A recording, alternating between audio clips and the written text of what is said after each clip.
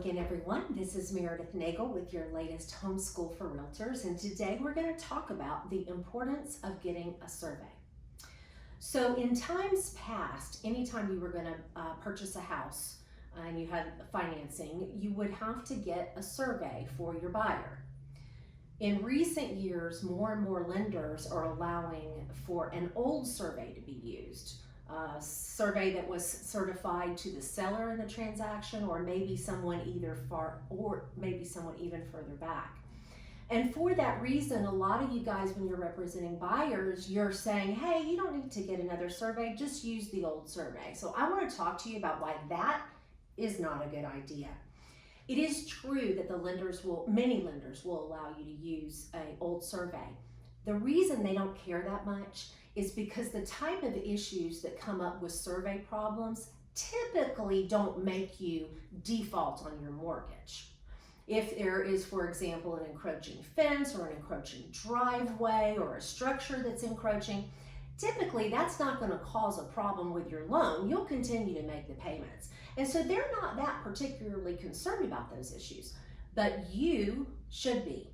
Let me give you a perfect example.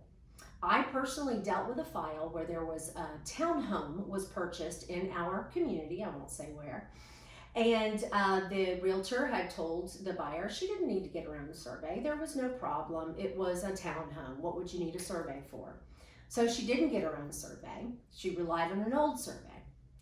I encountered this woman because she came to me when she was trying to resell her house, and she had found out that there was an easement that was running right down the middle of her townhome. She, of course, couldn't sell it to anyone else because she then knew that she had a defect, and so she had to fix it, and it cost somewhere around $30,000 to fix this problem that could have been avoided with a $400 survey. That's just one example, and I've used that as an example because it's such a good one to help remind you guys, even if you think a survey is not going to be needed. I mean, who would think a survey is needed in a townhome situation? You should still be recommending that your people get them. This kind of thing happens all the time. I get, as a real estate attorney, I get inquiries frequently from people who have problems that would have been revealed if they had gotten a survey during their real estate transaction. It's important to remember, if you rely upon someone else's survey and that surveyor made a mistake and you're injured by that mistake, you can't sue the surveyor because the surveyor did it for your seller, not for you.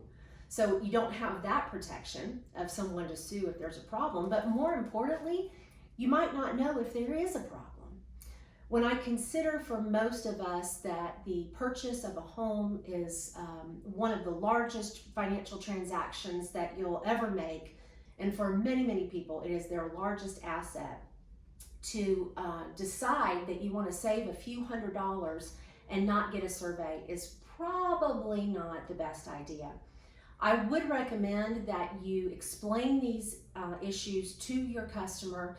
If they nonetheless want to try a cheaper route, I would make a note in my file that I had explained any potential problems to them so that if and when those problems happen, you're covered and you can tell you have in your file that you suggested to your buyer that they should in fact get a survey. So, much like a lot of the problems that happen in real estate, a lot of files, 90% of files don't have a survey problem. And of the 10% that do, about half the time, those survey problems are significant. And so to save a few $100 and potentially put yourself in a position to have a significant problem really is probably not the best way to go. So talk about this amongst yourselves. I hope you'll make a comment in the video if you disagree, or if you've had your own experience when you failed to get a survey or you went ahead and got a survey and found out a problem. But share this information with each other and talk about it. Call me if you have any questions so that we could talk through it. But the bottom line is really you should be recommending a survey in every transaction. If you have any questions, as usual, you can always call me at 352-394-7408. Whether you close with my company or not, I just want to be able to help you and answer any questions. So until next time, thanks for listening. I'm Merideth Nagel with Merideth Nagel PA and Concierge Title.